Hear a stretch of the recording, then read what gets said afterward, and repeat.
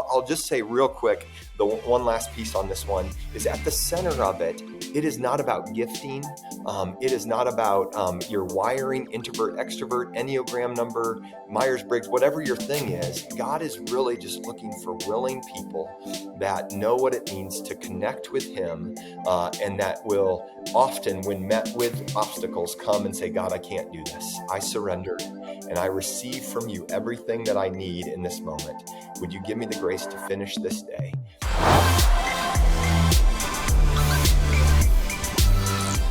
Andy, welcome to the happy hour. Thanks so much for having me. This is fun because we live in the same city. And you know what's a big bummer is that we're on the internet. I know. It's terrible, isn't it? It is what it is. It is what it is. I was this close to trying to rearrange my schedule just so we could do it in person. I know. So it's funny because pre-COVID, I did all interviews in person, like only in person. And then COVID hit and everyone's like, oh, the internet's a great way to do interviews. And so I appreciate the internet for interviews as well. But welcome to the happy hour. Introduce yourself to my listener. My name's Andy Kampman. Like Jamie said, I'm right here with my wife in Austin, Texas. We've been here for 12 years, a part of the same church as the Iveys, the Austin Stone. And we have 4 kids, similar stage of life to the Iveys as well, trying to figure out how to do it with teenagers. And so we have twins that are 16, a boy and a girl, Josiah and Abigail, and then Anna is 14, and then Jamin is 11. So fun. And Iveys are big fans of the Kampmans over here. So I'm glad you're here. Andy, all the listeners know that we are smack dab in the middle of a 4-part series on Unreached People Groups. And I'll just remind everyone again, if you haven't listened to the shows last week, go back. David Platt, Stephen Morales, both of them last week. They both work for Radical. David does a really great job of breaking down what is Unreached People Group, what does that actually mean. Stephen is using the arts to let people know about it. And so today I'm here with you, and then on Friday we have another show with my friend Jess. So it's been a really great series, and I'm really excited to talk to you about this for a couple reasons, Andy, because your family, if I were to think like, who loves the nations? The Kampmans love the nations, and it is evident in your life. And so I think I want to start here. Let's start here. When did this awakening awareness of the nations come into your life and your wife Jamie's life? Yeah, that's a great question. Ironically, before we started dating, we both went to a college conference and we knew each other. And Jamie, long story short, after that conference ended up going to Japan. And guess who supported her on her You did. I did. I had a little plaque with Jamie Geiger was her maiden name. And so I prayed for her every day during the summer. And little did I know that this would be this incredible woman that I got to spend the rest of my life with. So that's how it started for my wife. For me, just a year before that in college, right after my junior year, the campus ministry that I was a part of said, who wants to go to Lithuania? And I was like, man, I don't know where that is. I don't know how to spell it. Sounds like it's outside the U.S. I'll go there. And so went there. And then, Jamie, this was a really, there's kind of 2 moments that really captured our hearts for the nations. This trip to Lithuania, I'm a junior in college. And one of the gals that I was with, we were looking down on this beautiful, or not, it wasn't beautiful, sorry. There's a beautiful baby in a very gray plaza. So it's right by Estonia, Latvia, north of Poland there, post-communism. And I said, oh, look at that little baby. I was just making conversation, and this baby stuck out because everything was so gray and drab. And my prophetic friend, Julie, who is standing beside her now husband, said, Andy, it would be better if we went down there and killed that baby than for that little baby to grow up in a country where they'll never hear about Jesus. And that's this stake in the ground moment for me where, you hear about like the peoples of the world or, kids and people usually pick Africa and it's just kind of ethereal, doesn't mean a whole lot. And then all of a sudden it was very, very real to me. And I was like, man, I think this is what God wants my life to be about. And so we started to, take more trips. Jamie and I got married. The other moment that was such a big one for us was there's this guy named Todd Aaron, and he is hilarious. I'm actually, his website's at the bottom of this podcast. He helps run something called the Traveling Team, and he unpacked from Genesis to Revelation God's heart for all the peoples to follow him. I can remember it was a Tuesday night about 18 years ago. We call it the Day of Discovery because it's really the day that God like opened our eyes to these unreached peoples, these peoples that don't have access to the gospel. And we're like, no offense to Mexico and our side of the country, but we got to go to these folks that have almost no access to the gospel. So those are a few moments from our stories. That woman standing next to you saying that at the baby, I mean, that is like kind of like shocking to hear. It almost is like, wait, what? Yeah. And she just meant that child has no hope of ever hearing about Jesus. Yeah. Yeah. And that's why we had gone there. And all of a sudden, it's like the pennies, started to drop. All of a sudden, the puzzle started to become like fit together. And I was like, wow, this is our lives. No matter where we live, I'm just like you. I'm living here in Austin, Texas, but these are the things we're giving our lives to. And I think that's hopefully one of the things that will happen from this whole series that you're doing is that people will say, this is not about missions people. This is about being Bible people. This is about being Jesus people. And the things that Jesus loves are the things that we love. And I think over the years, what's become clear as we've studied the Bible is that, it's like my wife and I, when we met, she said, hey, this is like on our third or fourth date. She's like, Andy, if things are going to move forward, I want you to know there's going to be brown people in our family. And she's white, I'm white. And I'm like, oh, okay. And she's like, or we got to go in different directions. And what I realized over time is I can't love her without realizing the things that she loves. And if I was going to love her, then I needed to love the things that she loved. And it's the same thing with God and the nations. You can't say, I love Jesus and not be passionate about seeing him worshiped by all the peoples of the earth. It's just, it's really not an option. And if you are doing that, then you're missing out on a massive part of his heart. And like today, I can't imagine my life without Bubba, our 11-year-old. He does have the best hair in our family and, by far. And I'm so grateful that I get to love the things that she loves. Yeah.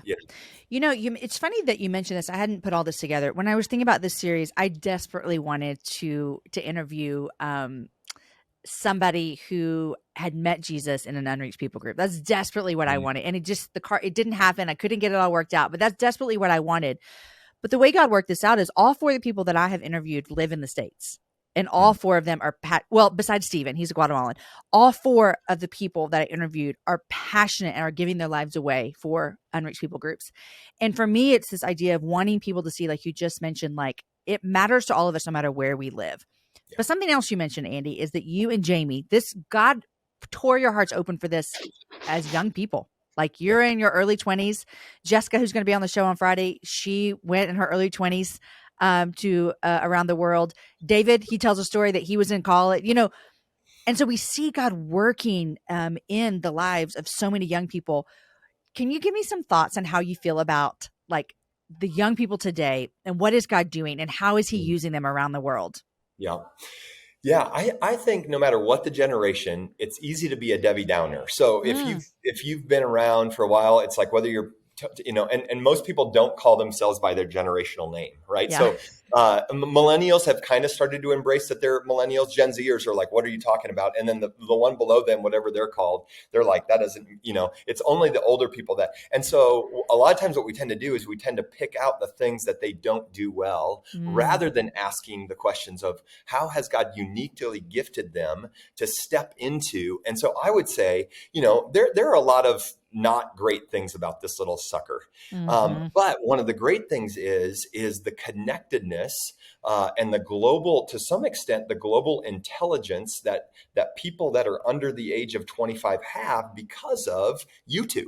Right. And so I've heard multiple sources say that a 16-year-old in India and a 16-year-old in the United States, that those two 16-year-olds have more in common with each other than they do with their grandparents. Isn't that crazy? And so one of the benefits of that Yeah. is that you can step into any part of the world.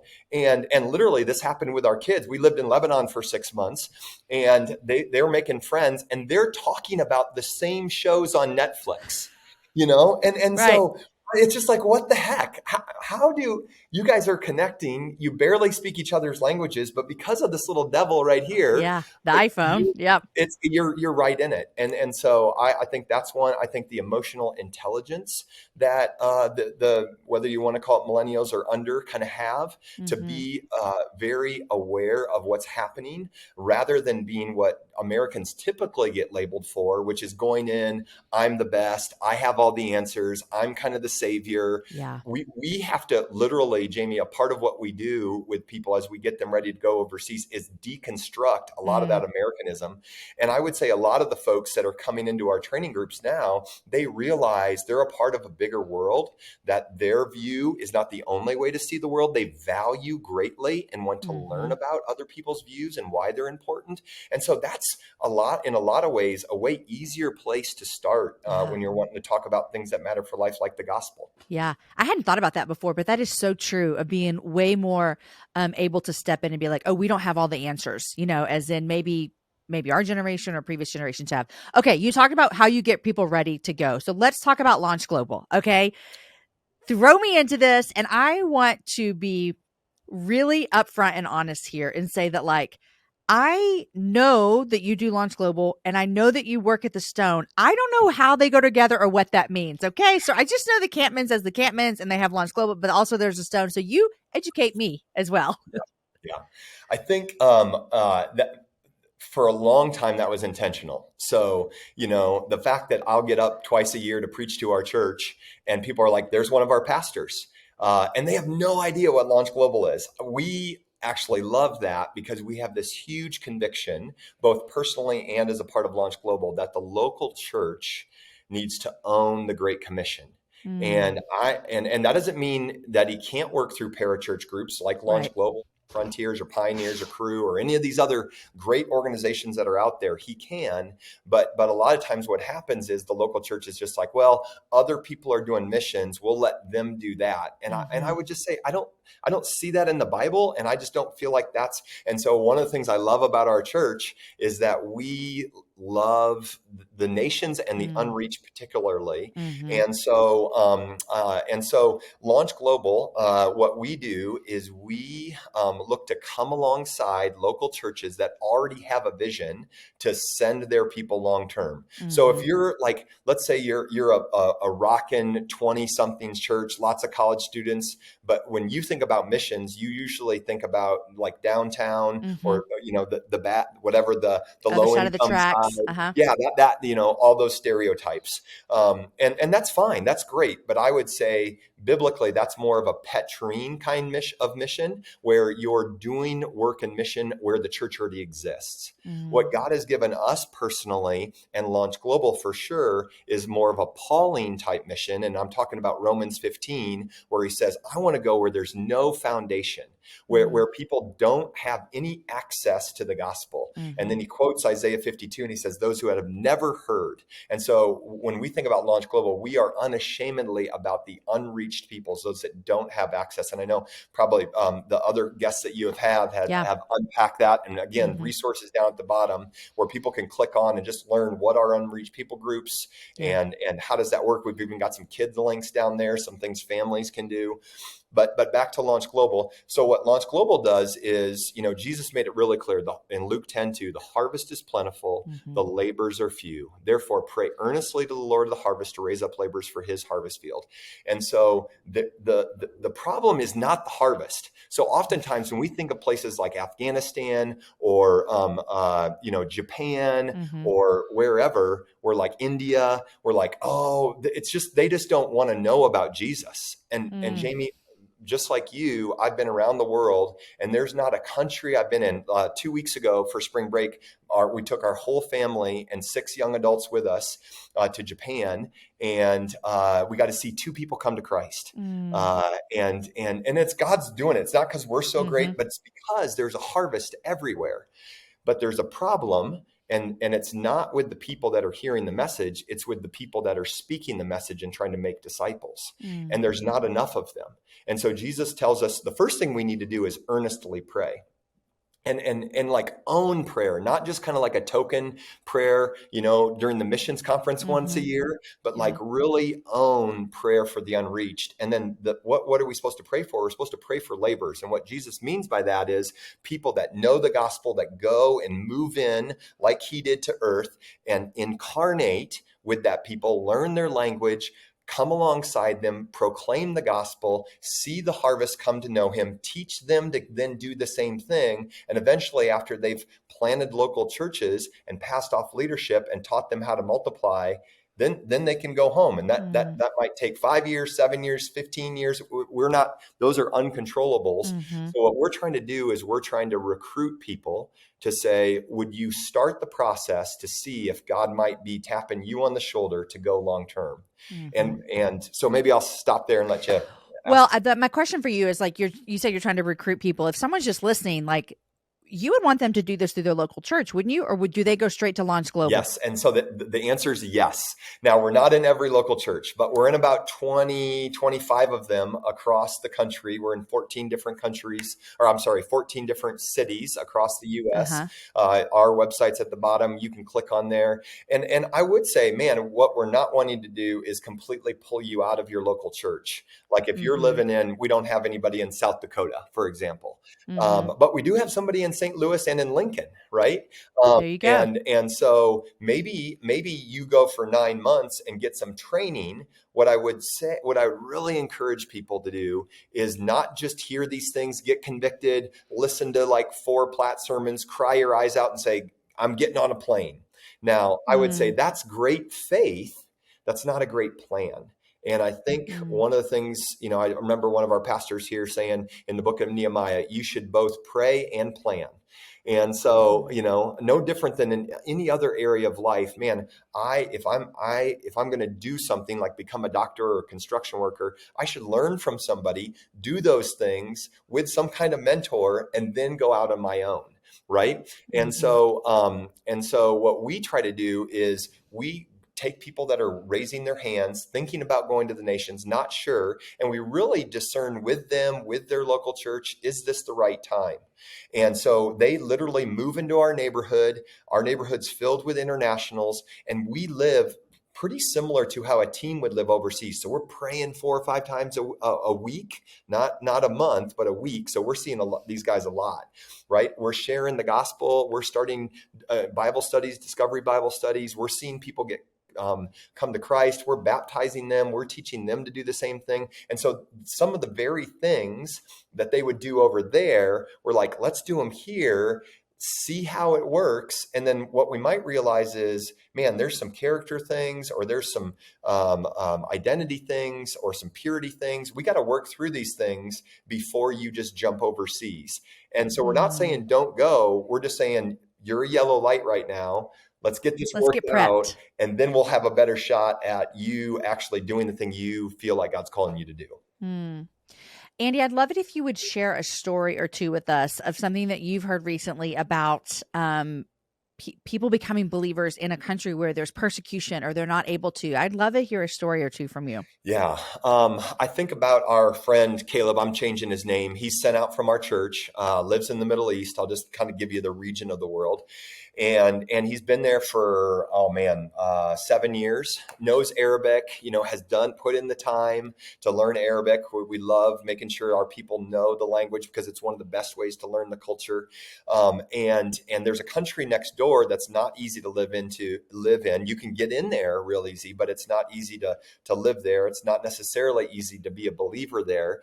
And there's this guy named, again, I'm changing these names, but a Muslim guy from this other country, and we'll call him Vinny, right? Remember that old show, My Cousin Vinny? And Vinny, God gives Vinny a dream. Vinny starts looking online. There's some Arabic resources. He says, man, I need to become a follower of Christ, decides to follow Christ, but doesn't know what it means. He's like, that's what I want to do. I want to put my faith and trust in Jesus. I can't make myself honorable or right before God. Jesus, his death and resurrection are the only way to make that happen. That's what I believe. Goes and And he found this, like he had a dream of he has a Jesus. dream of Jesus. Jesus speaks some words to him, and then he looks stuff up on the internet. He looks up Yeah. and then finds a website. Yes. Then Vinny tells his friend. His friend starts following Jesus. Now here's the catch: Vinny's dad works for the secret police in their country. And so Vinny goes to his dad, says, Dad, guess what? Here's this great, we called Jesus Isa. Here's the great news about Isa. And his dad's like, you've been brainwashed. You will renounce this, or you will be kicked out of your family, and you will go to prison, and I will put you there. Long story short, Vinny doesn't recant. His dad puts him in prison, has his own son tortured. Somehow Vinny survives in prison. One of his family members is at a party, hears his dad say to another secret police guy, I'm going to have to kill my son if he doesn't turn back to Islam. Wow. And so this family member goes to Vinny, frees him, and says, I don't know what you believe. I don't know if it's worth dying for, but I don't want you to die. Frees Vinny. Vinny and his friend escape to the country where Caleb lives, our worker. That's where Caleb meets them. Caleb starts to do some training with them, help them understand what it means to follow Jesus. And then while they're in this other country, somebody else meets them and says, hey, you can get free passage to Canada. My church will hire you. Vinny, your life's going to be great from here on out. You don't have to worry about this persecution. And Vinny says, no. The people in my town, the people of my family, they need to hear about Jesus.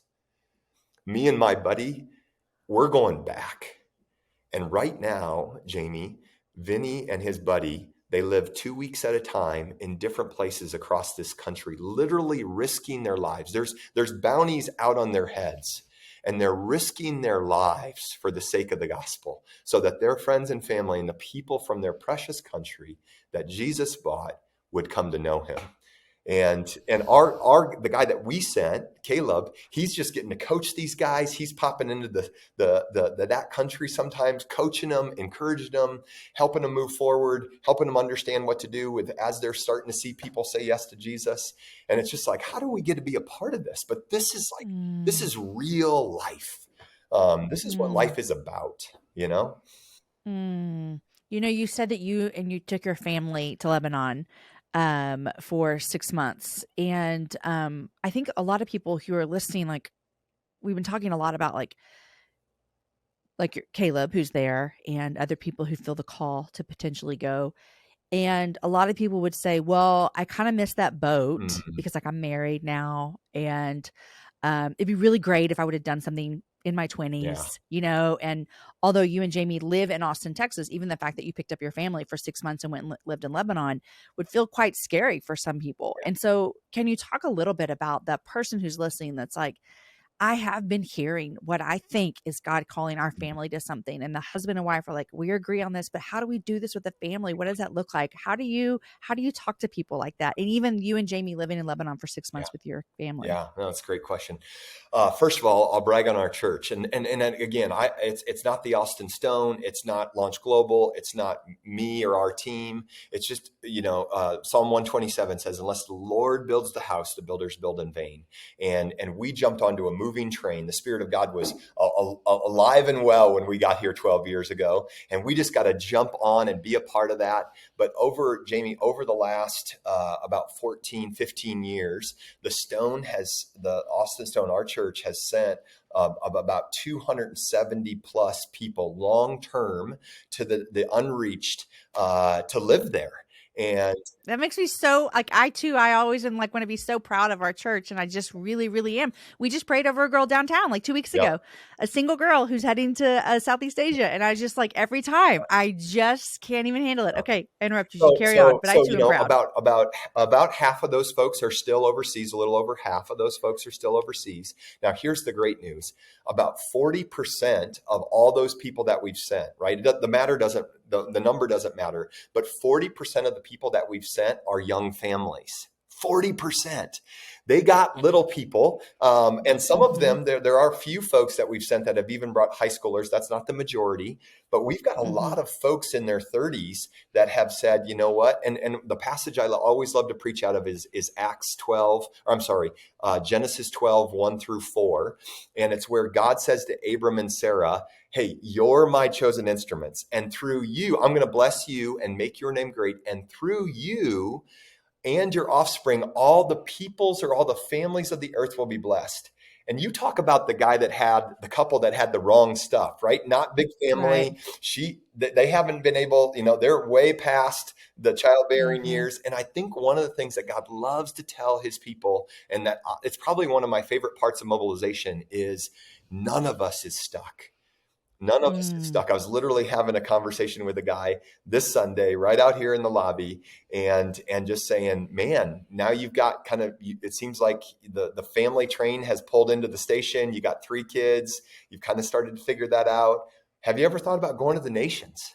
And that's how it starts. And I just think you won't get all your answers. You won't have all your questions answered. And at the end of the day, it just takes taking steps forward to see if God would open that door. But then knowing, you and I, our families both have adopted, right? Man, and there are bumps along the way, both at the beginning of the process and in the process, right? And that doesn't mean we were not called to that or supposed to do that. And as you start heading to the nations, or at least seeing as God leading you in that direction, you need to know that it's not just going to be, every door flies open. There will be bumps along the way. If there weren't, there would be more people over there. But here's again, what I would encourage you is don't just go whether it's through Launch Global or somebody else, get some training before you go so that the things that you're asking God to see there, like making disciples, being on a church planning team, that you get to experience those here and you can see, man, here's the parts that, like for me, I love starting conversations, right? I've never met a stranger. I can get anybody in Austin's phone number like that.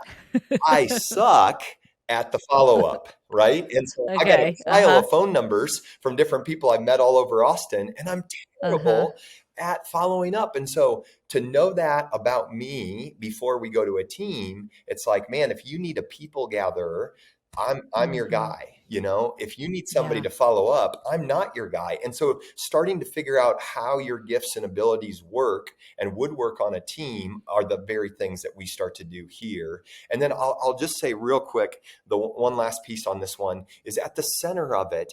It is not about gifting. It is not about your wiring, introvert, extrovert, Enneagram number, Myers-Briggs, whatever your thing is. God is really just looking for willing people that know what it means to connect with him and that will often, when met with obstacles, come and say, God, I can't do this. I surrender and I receive from you everything that I need in this moment. Would you give me the grace to finish this day? And that's the hundreds that we've sent. Most of these people, just like you look at the stories in the Bible, right? You got Moses, David, Mary Magdalene, Peter. Most of these folks are not who we probably would have picked to shape the story of the Bible. And yet that's who he loves to use. And so I just encourage folks that are, have several kids in tow in their 30s, and they're like, man, that's a bummer. That ship has sailed. I guess I'll do this kind of B-rate job of praying and giving. First of all, it's not B-rate. And second of all, it's never too late. And we've even sent folks that are empty nesters in their early 60s to North Africa. And so at any moment, if God really is God of our lives, then we have to say, here's our lives, have your way. I think one of the things people are listening, and even if you don't feel this sense of God calling your family, there is this real tension, and this is not a surprise to you. We all feel it. We're all trying to figure it out. Of how do we live? I think I talked about David on the show too, about how do we live here in America where it is so flippin' demanding. There's so many opportunities for things and stuff and opportunities in air quotes for our families, for our kids. And I'm sitting here going, yeah, this is hard. And so how do you encourage families to really create this narrative within their families of like what matters to God? And it could mean going, like you said. It could also mean like there's a lot of internationals in wherever city you live in, I would That's guarantee. right. I mean, and so you're going to meet people in your city if you try to.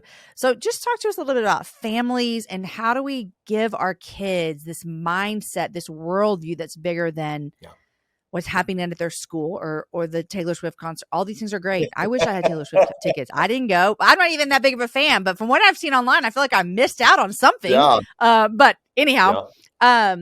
you know what I'm trying to Yeah, say? no, Like, help no, us that's with that a great. little So bit. a couple things. Number one, there's a resource down below. It's called Weave or weavefamilies.org. The link is right down below. And it is their full-time ministry is how to answer your question. How do we as Oh, I a love family, that. how do we as a family begin to engage? And we've got little ways and radical ways, right? And so some little ways are, one of the links down below is, if you type in 1040 window into YouTube or 1040 window for kids, there are plenty of videos, some good, some not so good, but there is a plethora of resources. And if you just for the next month watched after dinner time, have dinner together. That's the first thing I'd encourage you to Mm-hmm. do. There you go. Yeah. But after dinner, every day for the next 30 days, you begin to just type into YouTube 1040 window for kids and watch a video together. And then you pray after you watch the video.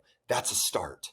And those Mm-hmm. rabbit holes, whether you go down the radical one about nations and neighborhoods, or there's so many resources out there. The Weave website, Mm-hmm. and start to integrate it into the regular rhythms of your family.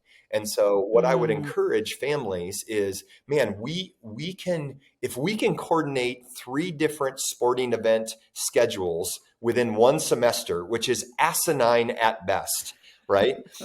It's ridiculous Yep. Uh-huh. how sports kids rule our lives. And our kids are in sports. I'm not saying they shouldn't be. I'm not saying become Amish, nothing against the Amish, right? But like what I am saying The is Amish are onto something, I they just want got to say. something figured There's out, that. Yeah. But what I am saying is, can we be as intentional in the space of the nations and God's heart for the nations with our families? And at the very least, find a video a day, and then start to do some Bible studies on that Weave website. There's Bible studies for families about how to learn about God's heart for the world, because right now people are like, man, it sounds kind of exciting. And what we want to do is take it from excitement and something that they feel like they should do to biblical conviction, Holy Spirit, like this is God's Mm-hmm. passion.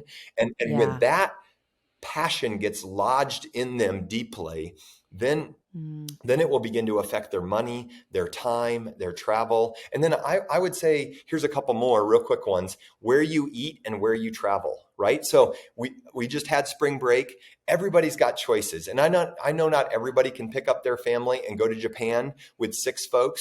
And people are like, oh, that's because you have teenagers and your youngest is 11. No, sorry. Like when I have seen Andy and Jamie pack, and Andy travels with a backpack. I'm just going to let you know. and That is like one thing I remember. And so when the twins had their 3rd birthday in Jordan, right? And Anna turned 3 months old in Jordan. We had 8 college students with us, and we're in the country of Jordan talking to people about Jesus and trying to figure out, was it complicated because we had littles? Yes.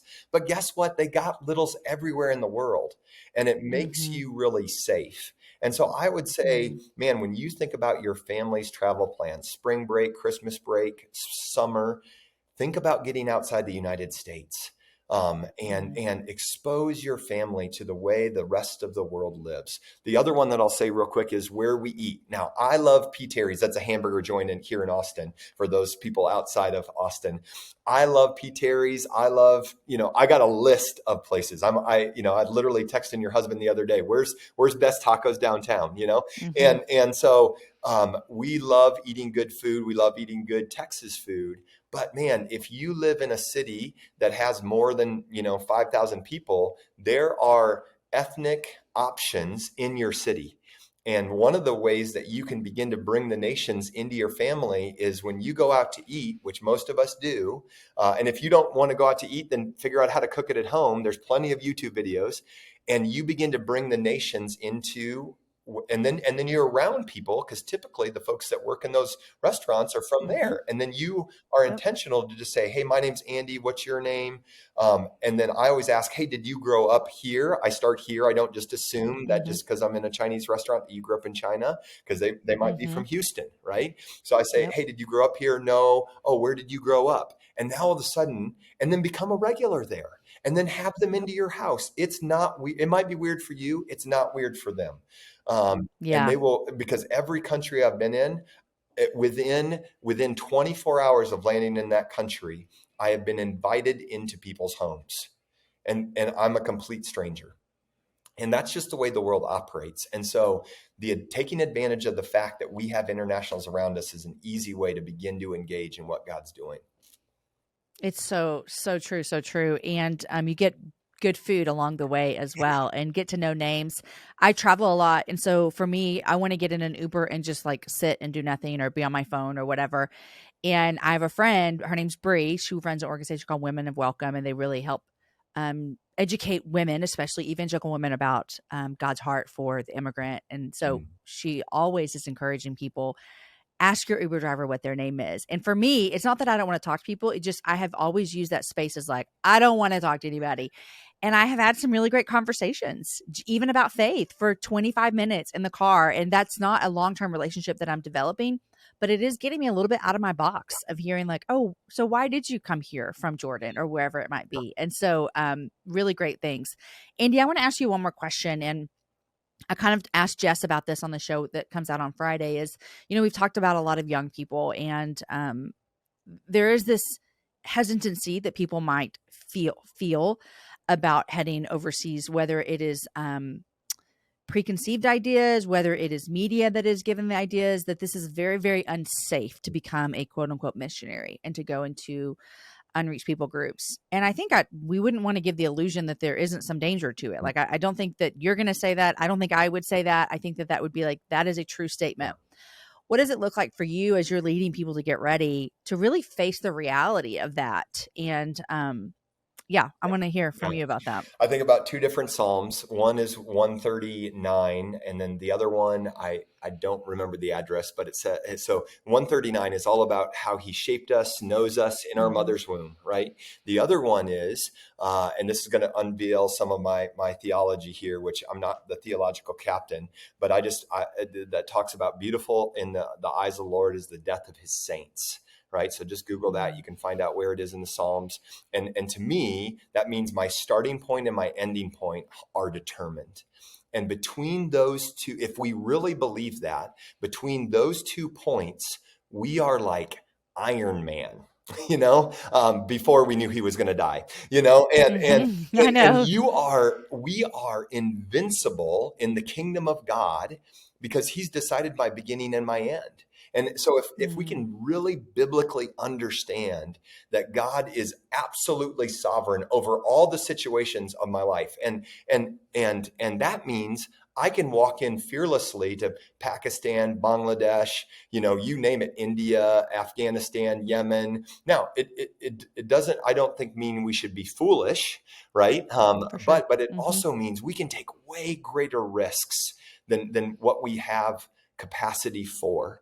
And so I think but where I really want to focus is back to good old John 15, is because the amount, or Matthew 13:44, where it says the man found the treasure hidden in the field, he covers it up, and then in his joy, he sells everything that he has and he buys that field. And I feel like as the treasure of Jesus increases in our life, then no risk is not worth it. We'll take every risk because the treasure is that. And it's not different than, you think about back to when we were engaged, right? Like when I was engaged to my wife, I would make an hour one way. We didn't live in the same city. And it's an hour and 20 minutes to get up to her house from door to door, and then an hour and 20 minutes back. And I remember looking at my watch and being like, hey, it's 10 o'clock. I could be there by 11:20. We could spend a couple hours together. I could be back in the office by 9. I'm Right. I'm in my little Honda Civic going up the road because Mm-hmm. why? Because I treasured her. And it's Mm-hmm. like, aren't you afraid you're gonna get sleepy? I'm like, no, because the treasure of being with Mm-hmm. her. And so I think there are risks, like you said. Some of these countries, the countries I was talking about with Caleb, to go into that second country where Vinny's from, it is risky right Mm-hmm. now, and we need more people, no matter what their age, especially families with kids, which is a big Mm-hmm. ask. But like, think Mm-hmm. about growing up in a society where, or a family culture where the family narrative for you isn't shaped by what culture says or what's happening, for what's her face singing up in Dallas, and Taylor. Taylor, and which is great. Listen to Taylor. Bring Taylor with you when you go to the Middle East, but at the end of the day, it's shaped by Jesus is our ultimate treasure, and therefore all things are worth it because he's that valuable. And I think at the end of the Mm-hmm. day, that it might sound Sunday school, but that's the motivator for stepping onto Mm-hmm. these airplanes or bringing our family to Lebanon. And then know ahead of time, when you get there, you will question. I guarantee it. And the reason I know that is because the first 3 weeks we were in Lebanon, it was hell, Jamie. Like, Mm-hmm. everybody in our family was crying, saying, Daddy, we should go home, right? 5 days after we got there is a lockdown. And so we're not even sure if we're supposed to go out, and we're like, what are we Mm-hmm. doing in Lebanon? And Jamie and I aren't necessarily on the same, and it's intense. Mm-hmm. And Mm-hmm. so I want to tell you ahead of time that when you go, you will have doubts. And yet it's in those times that the Lord is so near. Like, I Mm-hmm. think about how much I prayed for my family, my wife, myself, our courage. And it is one of the nearest to the Lord times that I've ever had in my life. And in some ways, I almost long for those moments when we were so helpless in Beirut, because I was so near to the Lord. And I'm just like, you can't get that when you have Amazon Prime and you get everything at Mm-hmm. your doorstep in 24 hours, or you're mad Yeah. because it's late because of whatever, Mm-hmm. you know? You know, sitting here on this side listening to you talk as I ask you the question about risk and um it always hits a little bit different coming from our church because we've lost people on the field. And like I remember where I was when a goer from our church was murdered in December of however many years ago. 9 years ago. And 9, will it be 10 this year or I, 9? I think it'll be 10 this coming year. Okay. I remember December 5th. Remember it. I remember where I was, all the things. And knowing that if I say, like our church has walked through a goer, not like dying from cancer. We've done that too. Mhm. Not like having to come home because a child gets sick. We've done that too. But we've walked through a goer being murdered. And so even knowing that, it's sobering to think that you are still saying, and we're all still saying, like, it's worth the cost. Like, it's kind of mind blowing a little bit, Andy, Yeah. if you think about it, Yeah. And it's really, and that's sobering. And And that's really what we're calling people to, is whether it's the kind of ultimate sacrifice of putting their life on the line, or, man, the number of deaths that are required as a person goes overseas. The list is not small. And yet this is where we look at, like, John chapter 12, where Jesus says, unless a grain of wheat falls and dies, it remains alone. But if it dies, it will bear much fruit. And so every one of those opportunities to step into death, suffering, loss, as people sell their possessions. And we've seen this hundreds of times, right? We're like professional movers because we're always moving people, and then helping them get all of their personal goods. I just remember, what was that, 4 months ago, sending this family to the Middle East with their 4 kids, and they've got 8 suitcases. It's everything they own.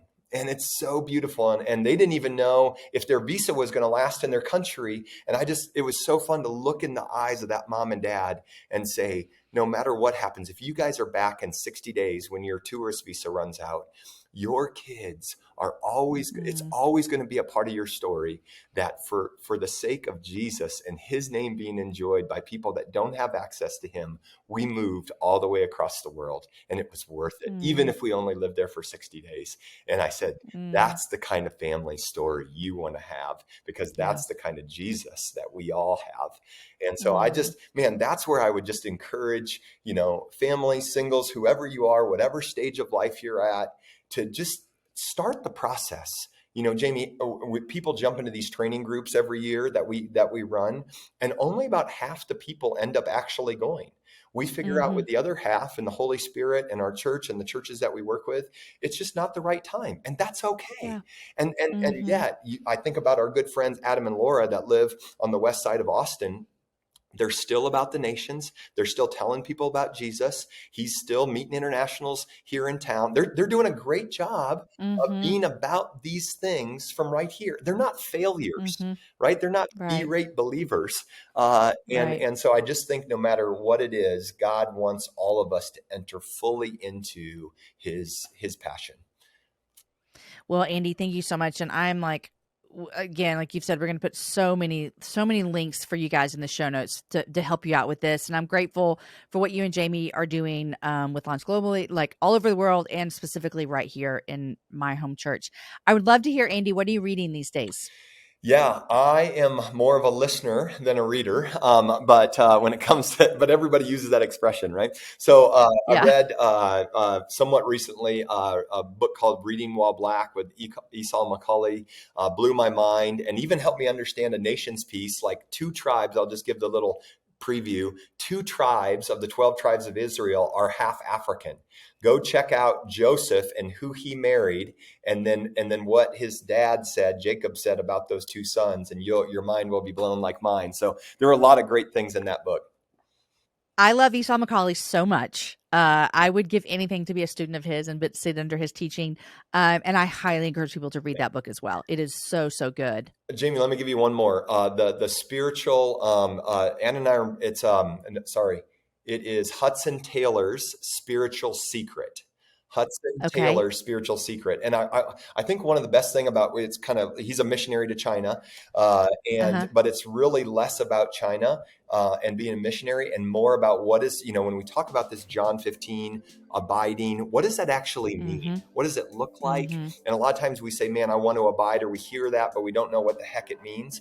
He does a great job of unpacking what it means to abide and what are the practical ways that we can abide. And then he does it in the context of his life in China. And it's Hudson Taylor's Spiritual Secret. Amazing book. Adding it to the list. I love it so much. Andy Kampman, thank you so very much for coming on the Happy Hour. Thanks, Jamie.